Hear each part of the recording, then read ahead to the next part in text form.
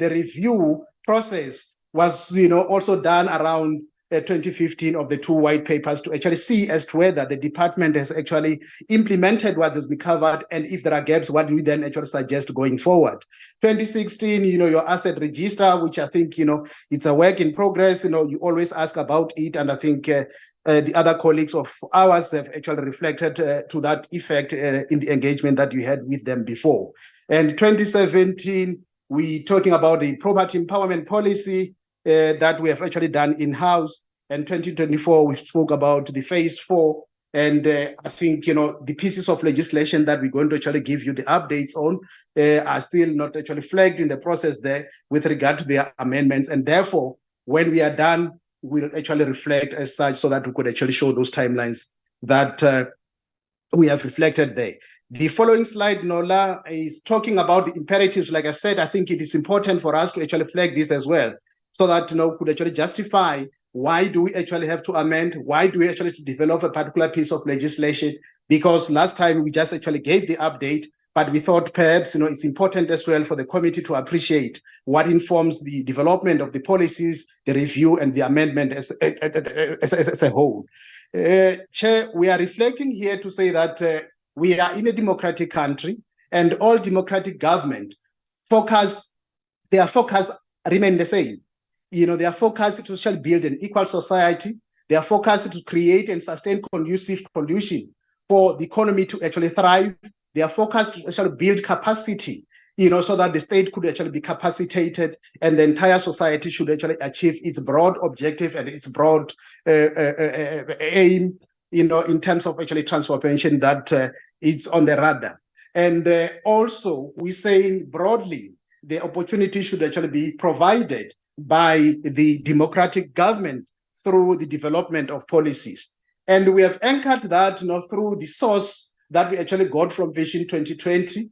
And then in that particular source, Chair, it spoke in totality about the social cohesion, the society that is going to actually speak to each other, the society that is going to actually be developmental in nature, the society that is sustainable, the society that will be able to ensure that the ills that are actually, created as a result of its own history are dealt with through the development or the amendment of policies. So we felt that that's important, and we should actually flag it there to justify, to say the pieces of legislations that we are currently working on, by and large, they're trying to actually address the ills of rising living, standard of the rising living standards.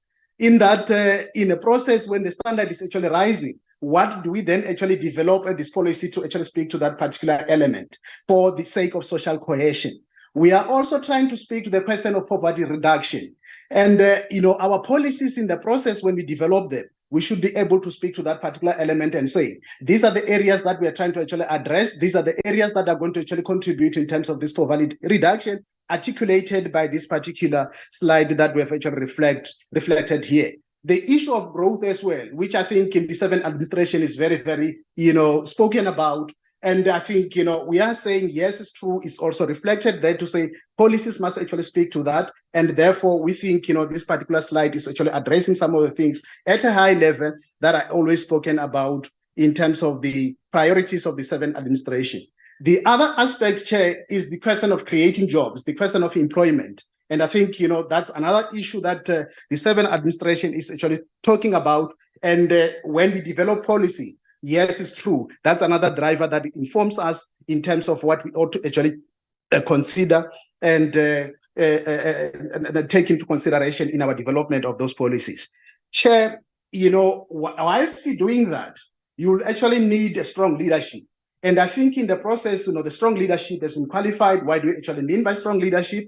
When the portfolio committee calls us as policy practitioners to come and give us the update from where we seated, that's a demonstration of the strong leadership in terms of, holding us accountable in terms of the work that we're doing. And secondly, you'll juxtapose that with those critical elements that are flagged there to say our standard of living is rising. What is it that we're actually doing to develop policies to actually address this standard of living that is actually rising? The issue of poverty that is quite prevalent in our communities. what is it that we're actually doing as a department in policy-wise in terms of actually developing that to actually speak to that particular element. So the conditions should actually be right, opportunities should be created, capacity and capability within, the department and also the broader society at large should be actually, nurtured and should be built. And I think in the process here, the department can actually attest to that. There are programs that are actually developed through our professional services that speaks to that, and there are policies that are actually developed to actually, deal with that particular element. Chair, whilst we're continuing here, we then actually want to quantify and justify this, a slide that was still spoken about earlier on. Let's move to the second slide, Nola, to say that public works and infrastructure policy imperative are, among others, trying to address these particular issues that are actually reflected here. I think we have tried to identify very few of them, which are very salient, which are very critical, which then actually give us a clear picture in terms of why we have to actually, develop, amend, and review policies. One of the critical things that we need to actually, as public works and infrastructure is that we should properly define and locate the mandate and the oversight role of the Department of Public Works and Infrastructure. That's very critical because if we don't define our mandate, it becomes problematic and it becomes, the issue of saying some departments are actually encroaching on our mandate. And therefore, we might actually find that we don't actually have a salient piece of policy that we can actually put our fingers on to actually say, this is our mandate, is documented here. Once you encroach on it, this is what, these are the ramifications of you encroaching on it. The second aspect is that the Department of Public Works, in terms of public works sector, should actually provide the infrastructure that is fit for purpose. And I think, our pieces of legislations are developed to actually speak to that particular aspect. What do we actually mean by fit for purpose? We also saying that we should provide value for money. Yes, if you look at Guiama, it defines what it actually means by value of money. And I think we are trying to say all the pieces of legislations that are actually articulating that particular stand. And, the infrastructure as well, we say it should actually be safe, reliable, and efficient. And we should also, take into consideration the life cycle, which is affordable in terms of its life, cost. And we are saying as well, we should be able to ensure that policies that are actually, developed, they create a space where projects are delivered, within budget. And I think they're delivered within a reasonable time frame. And I think, these, issues that are covered here, Honorable Chair, you'll agree with me to say that when we're having the sessions, when we're having the workshop, they are mostly spoken about. But the issue is that, do you have the pieces of legislations that are enabling you to ensure that, you have the infrastructure that is fit for purpose? You have the infrastructure that by and large, contribute to the question of actually deriving value for money. Do you have the safe, reliable, and efficient infrastructure? Those are the critical policy questions from the administrative point of view that we ask ourselves and that we attempt to answer when we amend, when we develop, and when we review.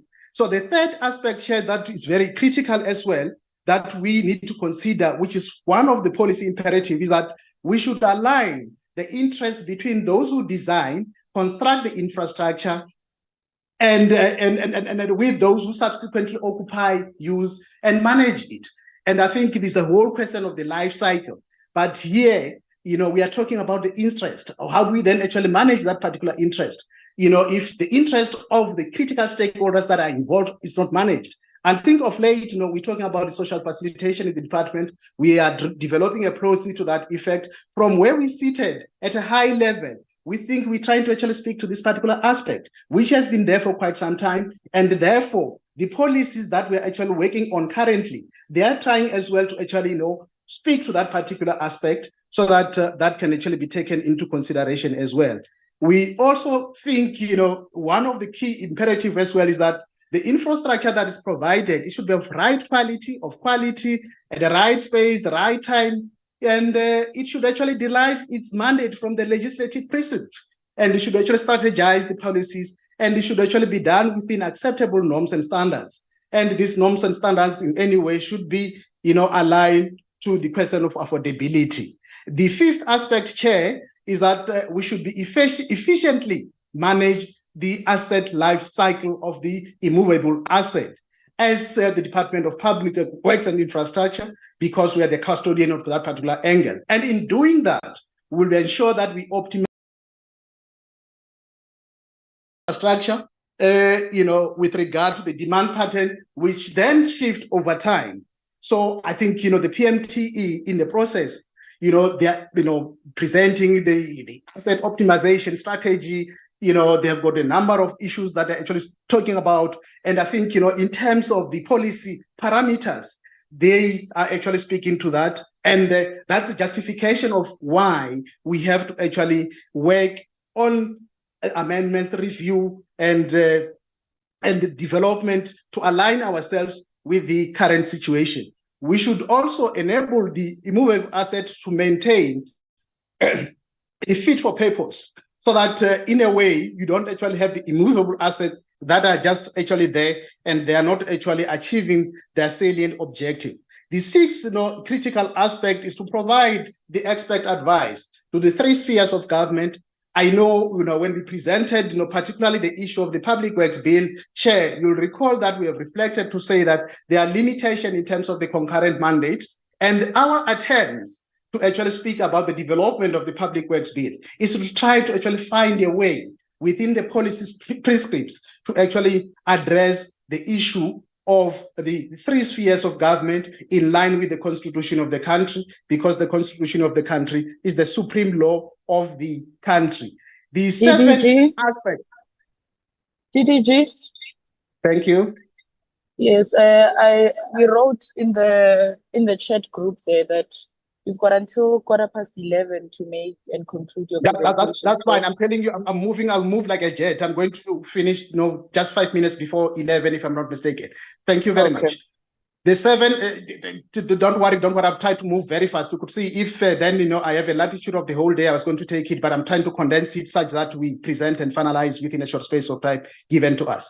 Thank you very much, Honorable Chair. The seventh aspect is, the contribution to the national goals. Yes, it's true, the development of the policies that we actually develop, review, they, contributing in terms of job creation. One could actually tease and drill that deeper and see how best they're actually contributing in terms of that. Although the question of the mandate that we're spoken about there should be actually taken into consideration. What is it that the Department of Public Works and Infrastructure mandated to do?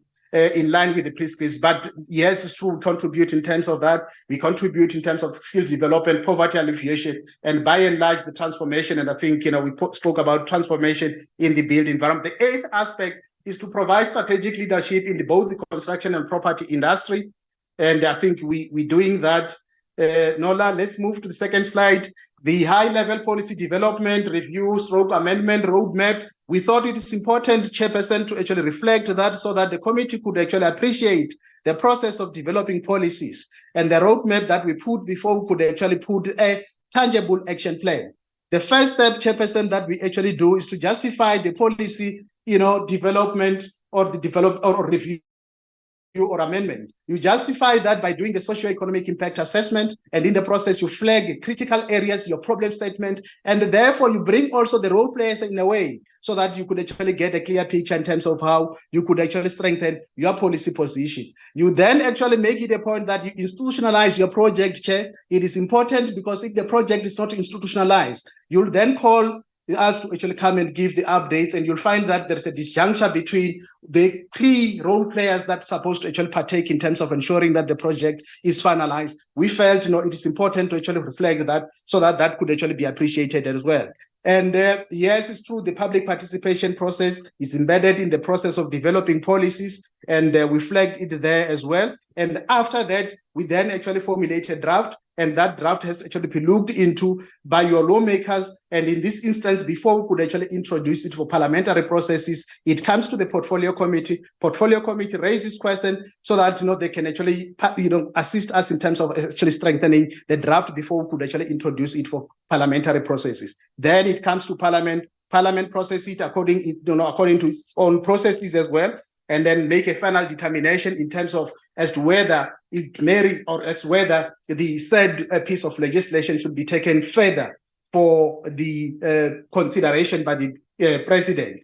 When we say in Parliament, we're including both the National Assembly and NCOP, and they've got their own guidelines in terms of how to process this particular matter. In the end, of course, we need to actually support the implementation process, and we need to actually evaluate. And as we evaluate, that's where the question of the review and amendment actually comes in. So that's a high-level cycle that actually, assist in terms of the roadmap of developing policies. Chairperson, the project plan of developing policy as well, we thought it is important to actually put it here, because once you understand the broader project plan, it therefore also assists in terms of the stages that we are, in terms of the current pieces of legislation that we're actually working on. Yes, we are talking about the directive which is the first step, Chairperson, from the executive authority. We need to actually get a directive, and that directive, in one way or the other, will actually give a clear picture in terms of the policies and what we ought to actually work on. And therefore we formulate the project plan, and then we then constitute the project structures. That's how we actually internalizing it. We map the stakeholders that we need to actually engage as we go along. We finalize the question of the socio-economic impact assessment. We then actually put the additional subject experts if there's a need, and if the gap has been identified, we consult. We get the sign-off from the presidency. We then actually produce, the draft for consideration by the executive authority. We then actually, finalize the draft and then gazette for public comment to actually enhance whatever we have actually done. This is within the ambit of the institution. This is within, the department. And once we are satisfied and once we are happy with the product that has been produced on the basis of us engaging on those different variables, we then actually take the matter further to say that we are ready, and therefore we should actually take it for parliamentary processes, where we then also participate and partake and give clarity in terms of the areas that are supposed to be clarified on the basis of the provision, the captions that are actually covered in the bill itself. So we thought it is important to also flag that as well. And this is a project, institutionalization in terms of developing the policies. This is what we do. We have a governance structure which is composed of the minister, our DG, and the reference group, if there's a need for a reference group to be there. So this is where the question of the policy position and the directive is crafted, given to me, in the policy branch with the team, work on that, and then formulate the project management office within the what you call the office of the policy, and then we execute as per articulation reflected in the slide there, where at some point we form different work stream. I think we articulated to that to say that that guidance was also given in the last what you call to actually form different work stream to strengthen the work and also the tasks that we have actually done thus far in terms of the policies that we have actually developed. Chairperson, let me zoom specifically to the update based on the presentation that we have done in September last year. Chairperson, you will recall we came there, we did a presentation, we reflected, the guide was very clear. There are pieces of legislations that are actually stemming from the 6th administration. Please come and actually update us. How far have you gone in terms of that? What is it that you're going to do going forward to ensure that you finalize them towards parliamentary processes? The first recommendation, Chair, that you've spoken about was to say that we must actually ensure that we organize a legislative workshop with our executive authority for discussion and try to align our policy priority, if possible, with the 7 administration policy priorities. Chairperson, we have indeed, had that particular workshop. We had it in the 3rd of February in Cape Town, where the executive authority was there, and the articulation in terms of the guidance was that we should try to think afresh. Let's actually relook at the current policies that are actually there, so that we can see as to whether they're actually speaking to the 7 administrative policy priorities. In the main, looking at the question of the creation of jobs, looking at the question of economic development, among others. And I think in the policy process there, when I spoke about what necessitates the policies, I was trying to actually speak to this aspect as well, to say the starting point is that there are broad, overarching parameters that we look into. And I think from where I'm seated, the issue of job creation, I spoke to it there and I think it was done on purpose to actually flag some of the things that are actually reflect about the 7 administration, and to say that, yes, there are these parameters that necessitate us to actually develop policies to amend and to review. And by and large, when we amend, develop, and review, we are informed to actually speak to those issues so that we could actually be aligned to the imperatives of the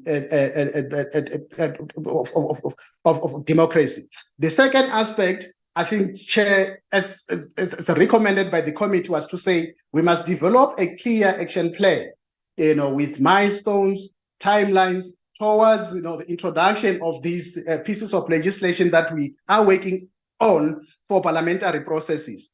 Indeed, there's a draft, what you call the draft action plans, that by and large, on the basis of engagement that we actually have on the 3rd, which then necessitate us to actually go back and rework on the issue of socioeconomic assessment to justify these pieces of legislations that are stemming from 6th administration. We then felt that once we have given the high level, the nitty-gritties, depending on what is going to actually transpire as we actually produce, because we are expected by the 28th to present to the executive authority a socio-economic analysis, or the socio-economic analysis to justify why we should actually proceed working on these pieces of legislation vis-a-vis the policy priority of the 7th administration. We are flagging it there, yes, and then we'll then go to the pieces of legislation that we have presented last time and indicate exactly how far we have gone in a draft format. I've reflected earlier on, Chair, to say this is the draft presentation pending the 28th, work that we're going to produce and present to the executive authority for consideration and making a final determination. Chairperson, last time we came, we presented about the draft public works bill. Remember, in that particular instance, we then actually reflected to say that yes, there's a so-called draft with a number of questions that the drafter that the department has actually appointed has actually raised.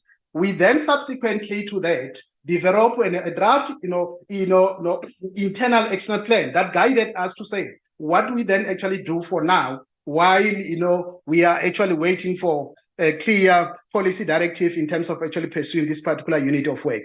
We met with the drafter that has been appointed by the department. We reflected to say that there's a draft that has got a number of questions, and these questions, from where we sit as policy practitioners, we are providing you with draft answers for you to actually enhance the current draft further and bring it, and then we shall actually seek for the policy position from the executive authority based on what they have actually drafted. Yes, indeed, we have got a draft as we speak. The draft is comprised of Chapter 1, which deals with definition applications and the objects of the bill. Chapter 2, Chairperson, which I think, if we are given the latitude to say, yes, we're proceeding, we'll take you clause by clause so that we could actually appreciate and understand what has been covered in that. And if there's a need for a work to be done, we'll be able to do that based on your advice. Chapter 2 deals with public works and its principles. Chairperson, there are a number of questions that have been raised to say that why are you not saying public works and infrastructure? We are not talking about the name there, Chairperson. We are talking about the function of public works, which cuts across all the 3 spheres of government. And therefore, you will actually see, and we have dissected that in that particular chapter. Chapter 3, it talks about the establishment and the works of entities and their mandate. Chapter 4 deals with the intergovernmental public works function. And I think there was a question of Section 100 of the Constitution when, you'll find the department is actually administering what we then actually do. What are the parameters that are set? What do we then actually do aftermath? So that chapter is trying to actually speak to that particular angle. Yes, Chairperson, there's Chapter 5, which talk about renewable asset management. That's your GIAMA. But by and large, we'll see how to dovetail that if, we get another directive in terms of actually working on the amendment of GIAMA separately. But this will be at a high level. Chapter 6 is an asset management and asset register.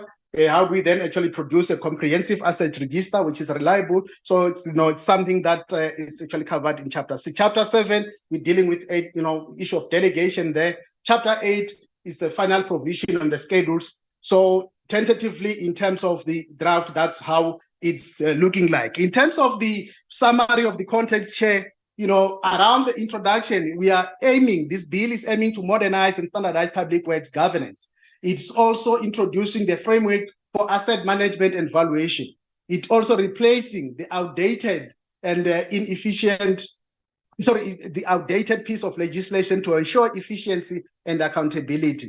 Chairperson, the other task that we're actually doing with the Public Works Bill as it stands in its draft format is to repeal the old and a redundant piece of legislation.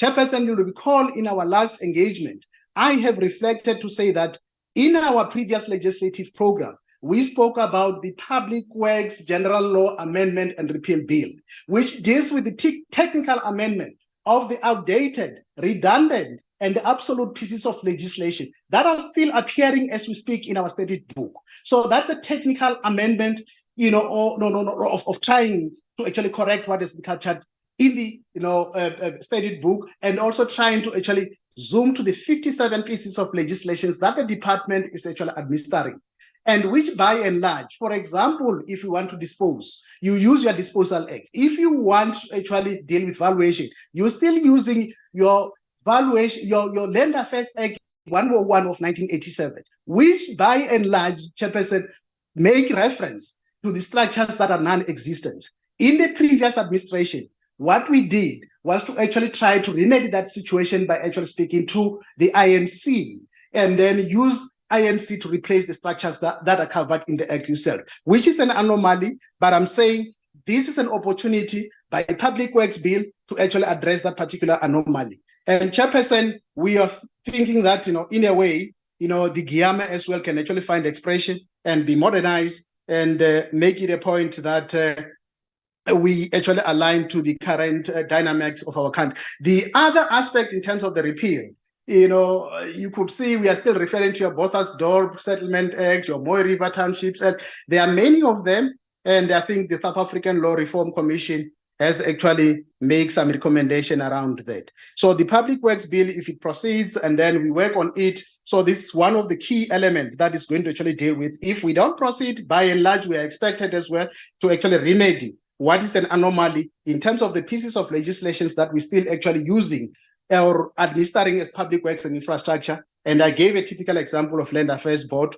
When we appoint it, we refer to the absolute and redundant piece of legislation that does not actually speak to the current dynamic. The impact of actually doing this repeal, it will eliminate legal redundancies, will provide uniform legal framework for managing public work assets, and it will actually be sensitive to constitutional competence of both local government and our municipal public works, as covered in Schedule 4B of the Constitution. I think I've articulated it earlier on and say we are trying by and large to actually ensure that the public works function is defined across all spheres of the government, not public works and infrastructure, because in the process you'll see we have defined what we mean by infrastructure. If you lawmakers tomorrow you decide to say it's public works and transport, it's public works and water, for argument's sake, you'll find that if we develop this piece of legislation, we'll be still on top of the moon on the basis that we did not actually accord ourselves a situation where we are called by the name of the department. We accord ourselves a situation on the basis of the function that we execute and also on the parameters that we think will assist in terms of achieving the broader objectives and the broader goals of government.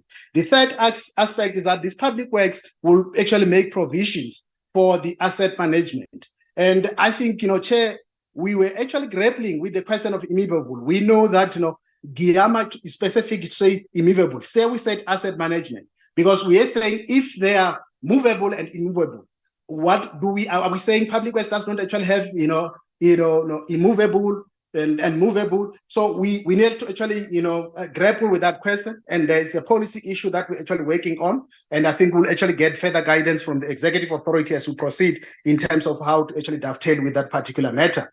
And in terms of this chapter, Chair, the key principle is the efficient acquisition, maintenance, and the disposal of the public asset. I spoke to the Disposal Act of 1961, which I'm saying by and large is actually flagged by South African Law Reform Commission.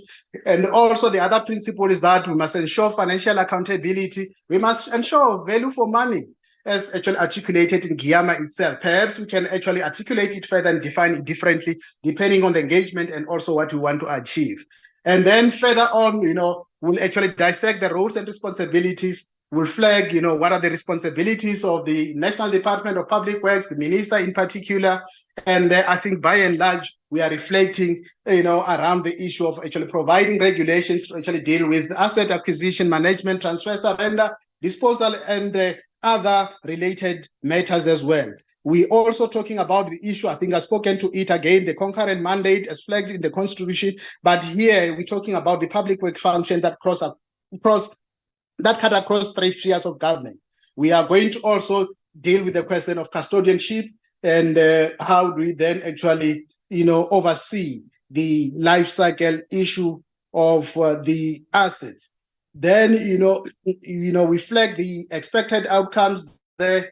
We are saying, it will assist us in terms of better planning, it will assist us in terms of using the public asset for public good, as articulated by our minister, will also, assist us in terms of minimize wastage and underutilization of the state properties.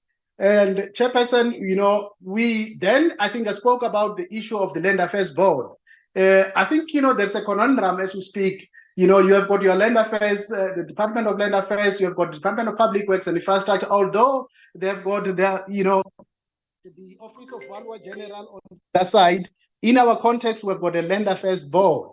And I participated comprehensively in terms of their ministerial reference group that was actually looking at the overlaps. We have made our own take previously. And as we stand, we think, the maintenance of Land Affairs Board, as it's named now, is a prudent exercise to do as a department. However, our scope is not actually limited to land reform. Our scope is quite broad.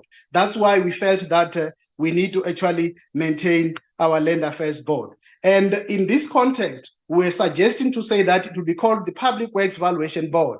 It's not supposed to be called Land Affairs Board. And the Land Affairs Board stemmed from the historical background, and I think we're still standing and administering it. Then the purpose here is to provide impartial valuation of public works and related properties, and is to ensure transparency in terms of the transaction involving government-owned assets. And what will be the function of this Public Works Valuation Board is to advise on the fair market of the acquisition, disposal, and leasing of the public works, is to assess compensation for expropriated properties, and is provide. In terms of actually, the second bullet that we've reflected, we were actually using the Expropriation Act number 63 of 1975 as actually reflected in its provisions. So, Chairperson, I will move and go to its composition. Chair, in terms of its composition, we are suggesting to say that, in the Act itself, it's not actually appreciating by and large the professional valuers, and we're thinking to say, because this is a specialized field, we need to actually have at least 4 valuers, but we're still going to actually engage with them as part of public consultation process and get a clear picture together with other role players who are out of the professional valuer space. And we are suggesting to actually have one converse, and we are saying the appointment should be through an open nomination process, but by and large, the minister is instrumental in terms of actually doing that. In terms of governance and operation, we are trying to actually ensure that it maintains its independence and a professional integrity. It should be also, ensure that there's transparency in terms of process and there are clear guidelines for valuation. So that's the rationale that we're actually putting forward in terms of the development of the Public Works Bill.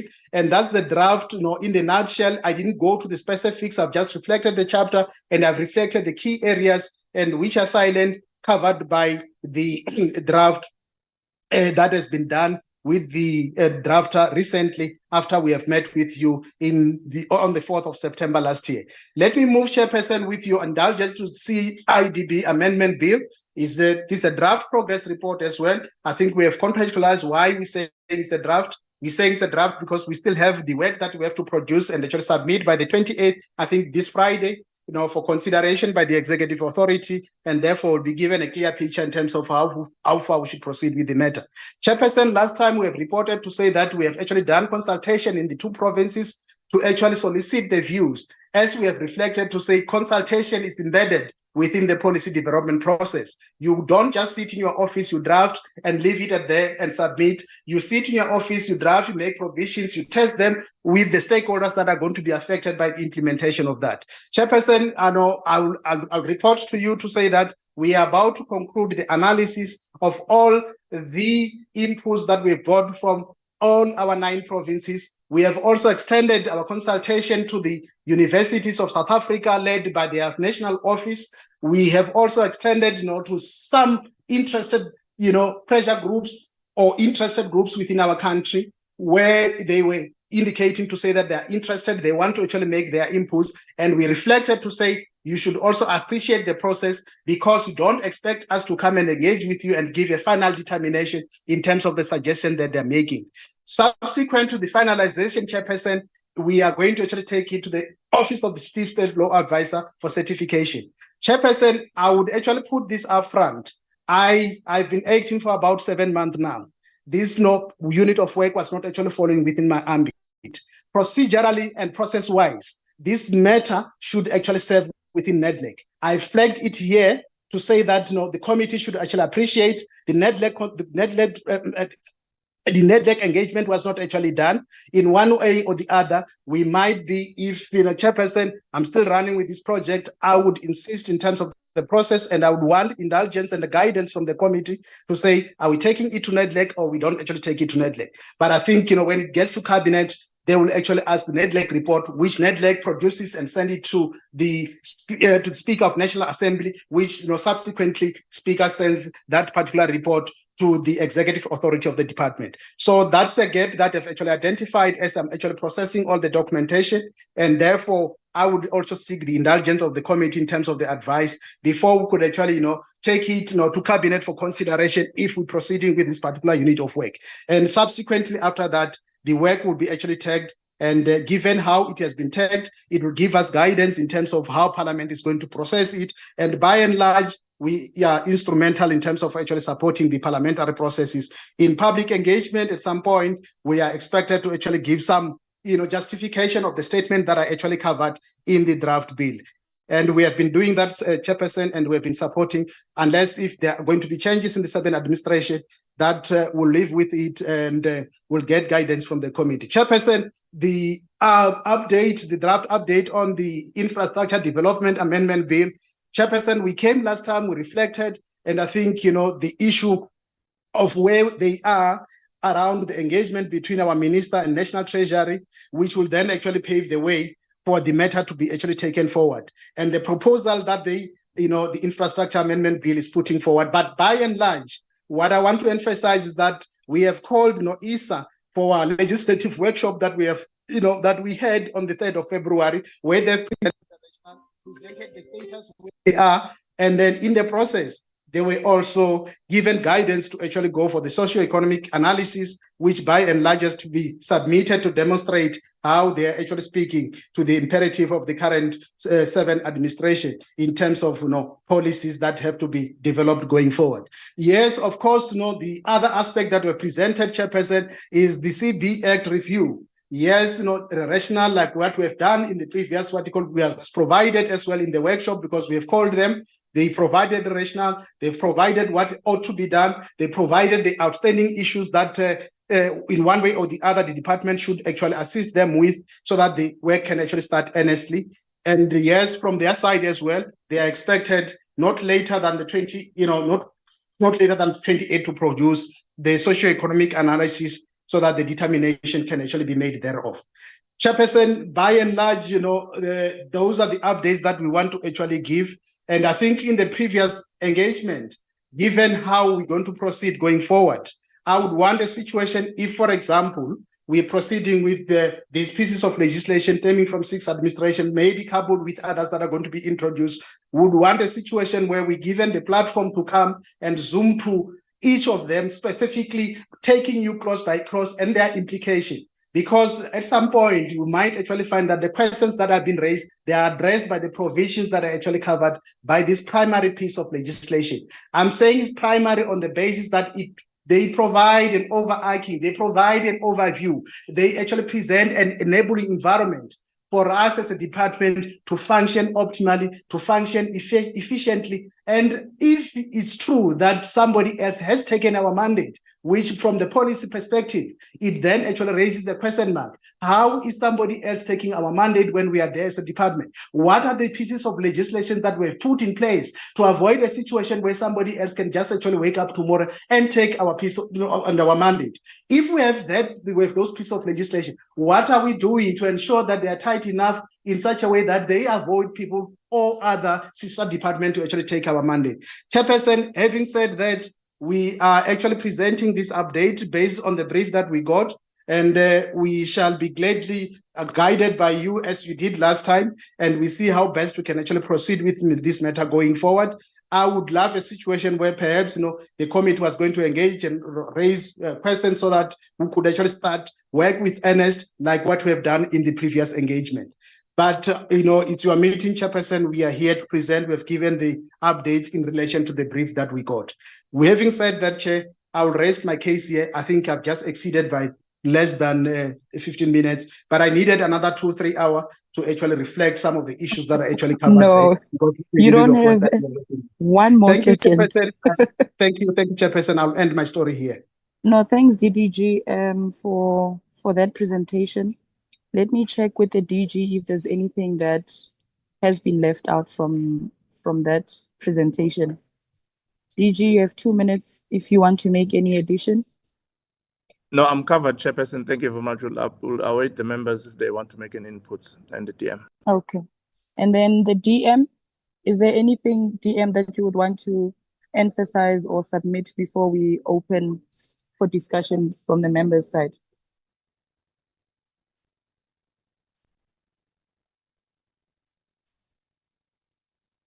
Okay, if the DM is not here, members of the committee, we have received the presentation from the department on the 4 pieces of legislation and the progress that we have made so far. I will then now open a round of hands for discussion for members to make inputs, questions, and clarity, so that when we make decisions based on the clarities that we have received from the department.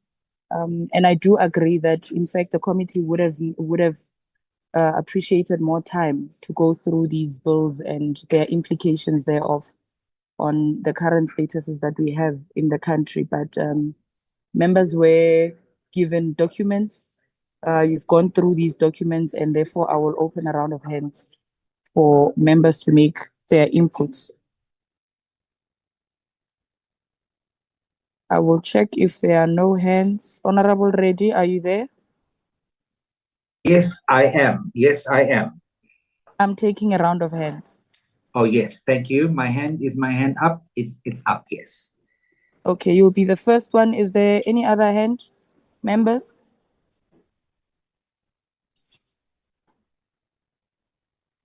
So it'll be Honorable Reddy, Honorable Bath, and the chair.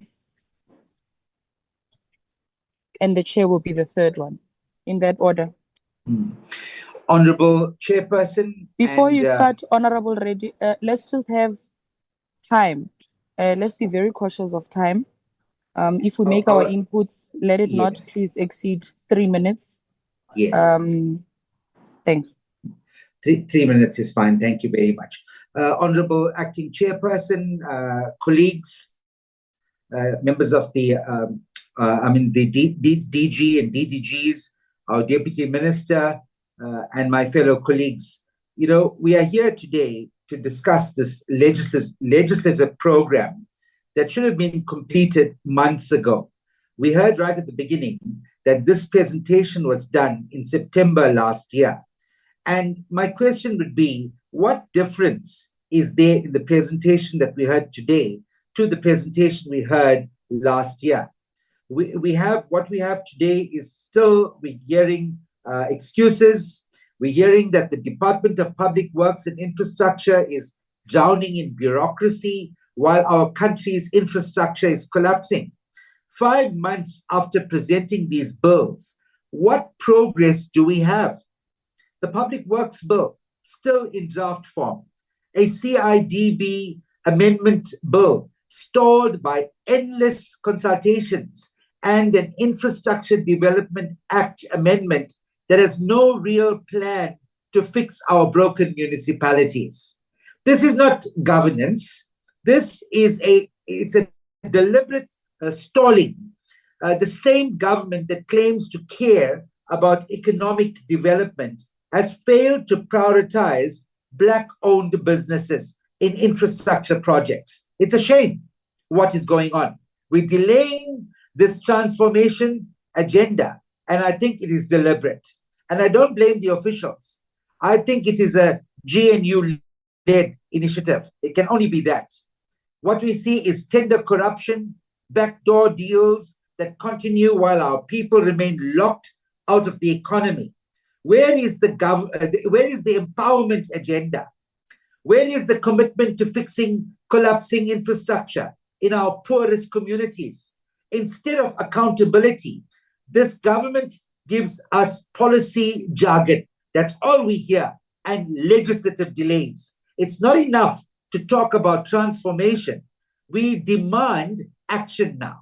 I think the days of talking has to be over. We can't be getting all these theoretical jargon time and time again without clear action plans. We will not be complicit in demanding, one, the immediate finalization of the Public Works Bill, and we want clear deadlines for all amendments. Two, mandatory procurement quotas for Black-owned firms to correct historical economic exclusion. And we talk about this over 30 years into democracy. It's a shame, and all of us should be hanging our heads in shame. Three, we want a full audit of all the stalled infrastructure projects and what action has been taken against those that are responsible for mismanagement, because that's what this is. I want to say, Acting Chair, that we've had enough of excuses now. South Africans deserve a government that works for them, not a government that talks about working for them while doing nothing. Fix our infrastructure, empower our people, cut the red tape. If this government refuses, then we will start to expose them for what they are, protectors of the elite at the expense of the poor. I thank you.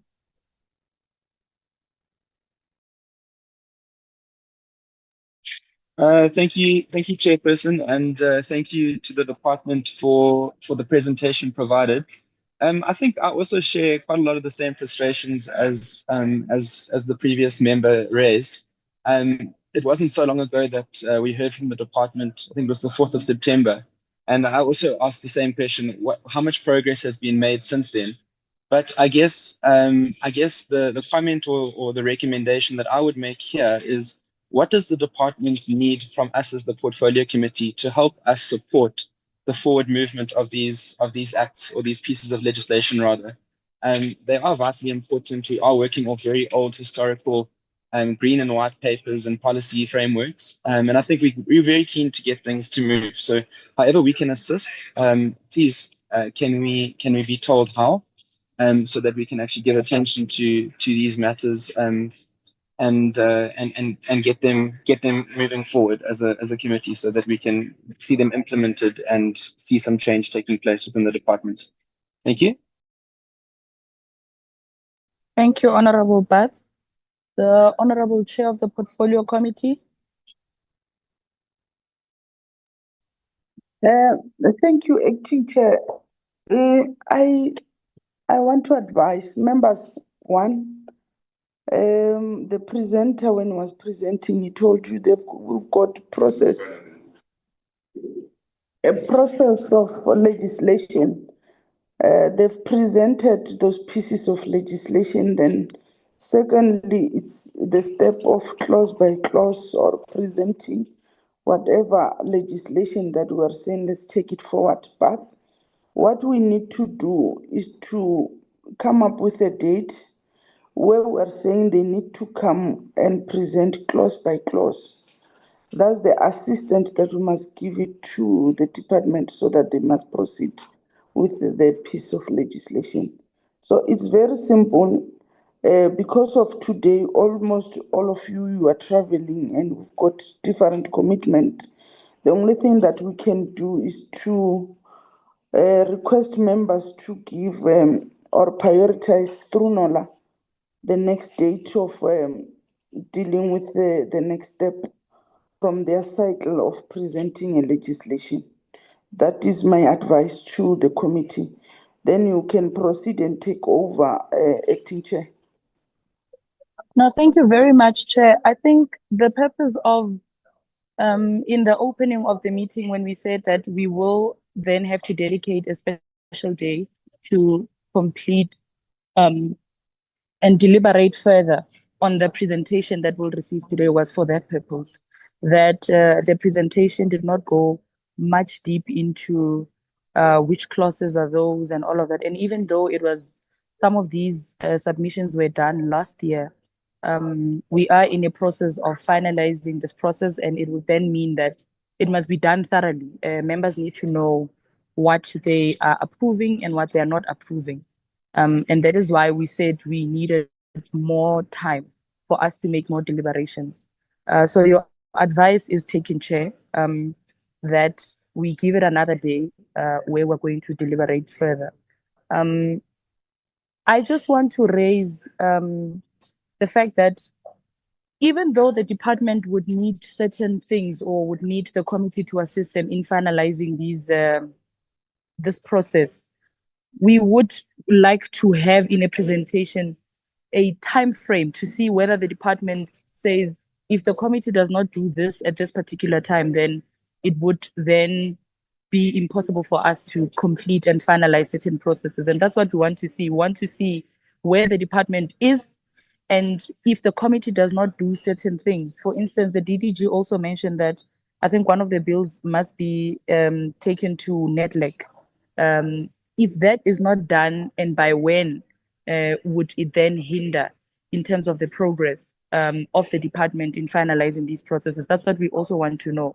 I think timeframes are very important for us as a committee to know whether or not we are standing in the progress of the department itself in finalizing these processes. So there are some submissions and questions that were posed to the department. I'm going to then hand over for those submissions and those questions to be answered before we move forward. DDG. Okay, thank you very much. Let me attempt to answer the questions that have been raised in this regard. But the starting point, Chair, I would say I thought we have reflected progress in this regard. And Chair, when we flagged the project plan, the high-level process plan, we were trying to actually project and present before you to say, these are the things that we need to actually do as we proceed. But by and large, to understand as well who is the custodian of the policy development process within the department. Because, for example, in this presentation, we are talking about the engagement that we had on the 3rd of February. We are talking about also the guidance that we got from the custodian of the policy development process in terms of all of us, including entities, to work on the socioeconomic analysis, which therefore is going to be considered, and therefore determination will be made in the end. So from where I'm seated, there is that unit of work that is, we are going to submit on the 28th. And my understanding is that that will actually make a determination in terms of the legislative program of the department in the 7th administration. As I'm speaking, the leader of government business, in the beginning of each and every administrative term, I don't want to put it as political term and administrator, they ask, the legislative program for each and every department. And in that legislative program, you'll flag the pieces of legislation that you're going to work on over the period of that particular administration. And then you pin it down again and indicate on the basis of where you are. If you are starting, you'll reflect all those processes. From where we seated, We are talking about the pieces of legislation that were presented in the sixth administration and they're part of legacy report. They were not actually complete. And from where I'm seated, we have presented last time, and we said, in this context, around the Public Works Bill, which was not there before, you have a draft. Once you have a draft, there will be questions that are asked on the basis of draft, which is part of policy development process. And the action plan that you're actually requiring, I spoke about it and say we've got a draft action plan. Draft in the sense that the action plan has to be sanctioned by the executive authority to actually appreciate what has been presented there and the way forward that we're going to actually follow in terms of pursuing this unit of work. So in this context, on the Public Works Bill, there is a draft, but this draft that we're talking about, we need to actually check as to whether it's part of the legislative program of the seventh administration in relation to the public works and infrastructure. If it's not part of that, then it raises another conundrum. I've spoken to that as well. I've reflected to say you recommended, Chairperson, last time, to say let's go and sit as a department and have a legislative workshop, which we have done on the 3rd. And there are recommendations that I'm saying these recommendations have got implications in terms of actually moving forward. We need to actually, deal with that particular hurdle first so that we could be clear in terms of how we could actually proceed. Because I will be called in a month's time or 2 months' time if I've submitted a socio-economic impact assessment and therefore it hasn't actually been approved. It therefore means that I can't actually go to the second step. I can't actually go out and consult the public. And when you call me again, I will actually give you this update the way I've actually reflected it here. So the issue of producing the project plan, the institutionalizing of the project, I was trying to show the dependencies and which by and large you as lawmakers should look into it and give a proper guidance in terms of how we could actually proceed in a way. In terms of CIDB, Chair, I've reflected. That's just work closer to the introduction, for parliamentary, provided because all the other nitty-gritties that are needed, they've been done. Is the only one gap that if we are going, we will actually deal with it. And over and above, we always ask for indulgence from NEDLEC in terms of actual engagement if it's an urgent matter. For me, that's work which is closer to Parliament for parliamentary processes. In terms of the Public Works Bill, as much as I'm saying there's a draft, policy-wise, we need to actually identify the stakeholders, and we have reflected in our draft action plan. But we are saying, for us to come and present the draft action plan, that workshop that was spoken about, it should have agreed in terms of the approach because we have reflected how the projects are institutionalized policy-wise. So to go to the specifics, of the Honorable Reddy, yes, we are flagging the progress. The draft action plans, as you have requested last time in our engagement, they are there. We have also updated you on the basis of the workshop that took place on the 3rd and the recommendation to say all of us, including the Public Works Bill, let's do the socio-economic analysis. Let's present it by the 28th, which is on Friday. And when we present that, because it's in a written submission, the determination is going to be made on the basis of what we've flagged there. And I don't know how the determination is going to be like at a later stage.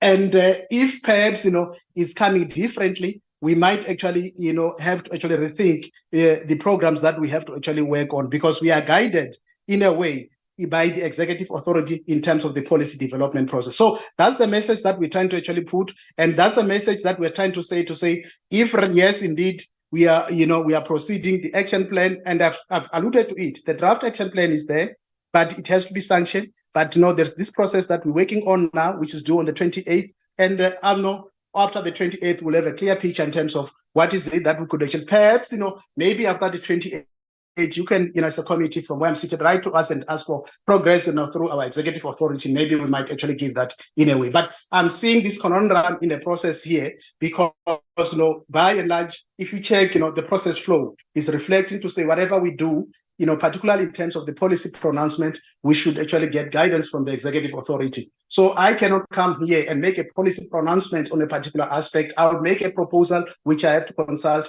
and therefore I should be given a directive by the executive authority. So by and large, we have that, and I think we are not having endless consultation. There's a move, there's traction. We are working on the assessment of the CIDB amendment bill as per inputs that we got across the country.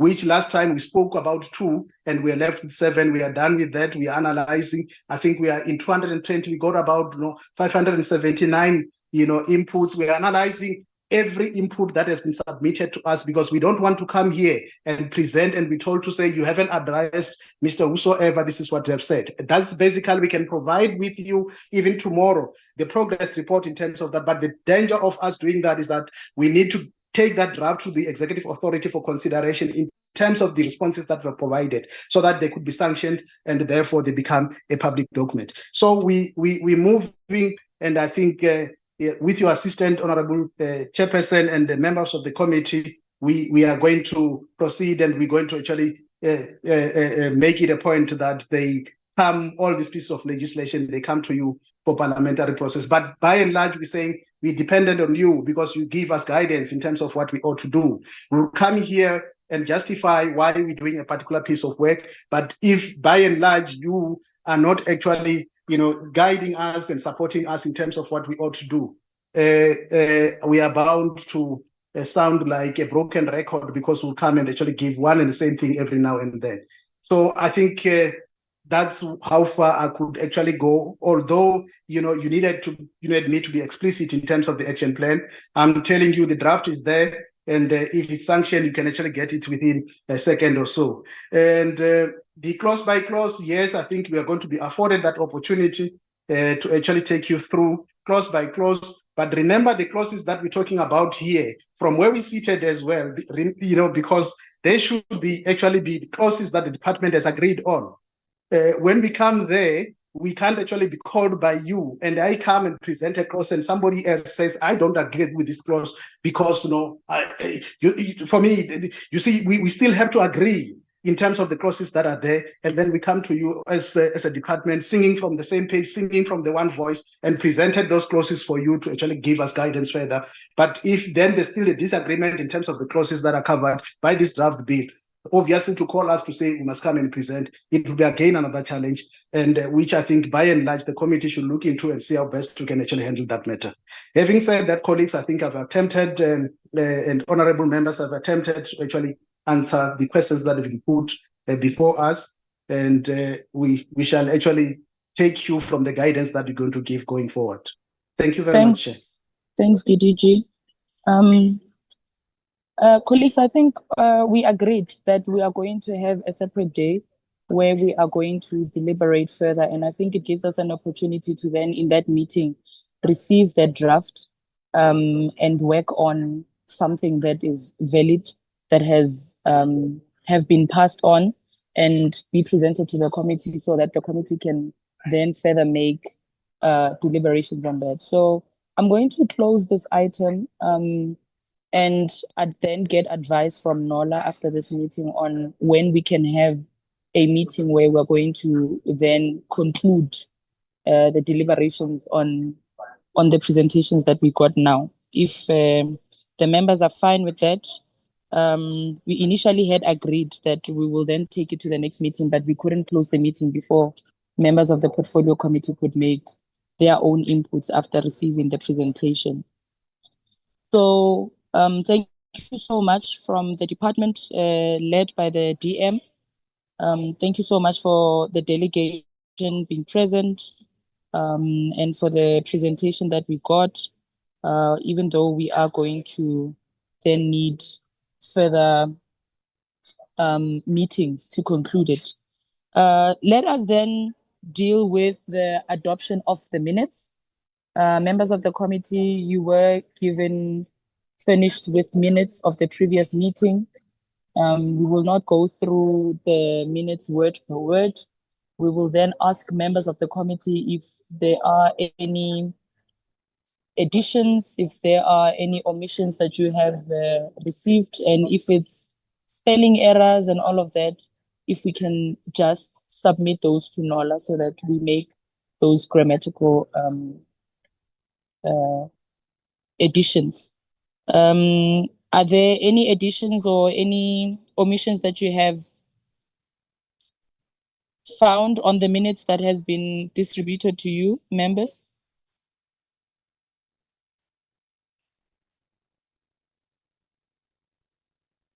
there are no hands, in the absence of hands, it then gives an impression that no one has any additions that they would like to make in the minutes. And the minutes are then tabled. And if I can get a mover who would like to move to adopt the minutes. Yes, Honorable Marie. Move for adoption. Honorable Marie moves for the adoption of the minutes. Can I get a seconder? Honorable Sipo is seconding. Honorable Sipo Mahlangu is seconding. Then the minutes of the previous meeting have been adopted. With that being said, honorable members, colleagues, we have come to the end of our meeting. What I would like to make as remarks is that unfortunately we find ourselves having to call this meeting under circumstances that were way beyond our control as the committee. But furthermore, I would like to thank everyone who made it a point that they form part of this meeting and ensures that the business of the day continues. Would like to thank the department. Just before we release you, we're almost at the end. The DM, I think, was in the meeting and he obviously had to leave. The DG, the DDG, and the delegation from the department, thank you so much for your presence. Members of the committees. Is the DM back? No, I've been here. No, I called you in DM and you didn't come through. I'll give you a moment. Sorry. Yeah, No, I'll give you a moment just now. Yeah, thank you. I've been. We will try to ensure that when we come back, all processes at an executive level are finalized. Because in essence, I think this just need to go through now and be adopted and taken through structures that are appropriate for consultation, such as NETLEC, and then be finalized by the Parliament. So we are going to try and ensure that when we come back, all internal processes that requires the department are finalized. I heard colleagues, I think Honorable Reddy, Honorable Bath, I think we agree we will try to ensure that all what is required from the portfolio committee is spelled out clearly, and then other structures that needs to be consulted, get consulted, and then we finalize the process. Thank you. Thank you very much, DM. And we do appreciate your presence at all times. And we do hope that indeed the next meeting will run more smoothly because certain things would have then been addressed. With all that has been said, colleagues, thank you so much for being part of this meeting. For the first time, we concluded our meeting before the actual time that was put in. We would like to extend our well wishes to the chairperson of the committee. We hope that she gets well. And we also appreciate the fact that even in her illness, she still finds time to ensure that she prioritizes this portfolio committee because she understands the weight it carries and the functionality of this committee. Thank you so much for being part of this meeting, and I therefore adjourn this meeting. No conference.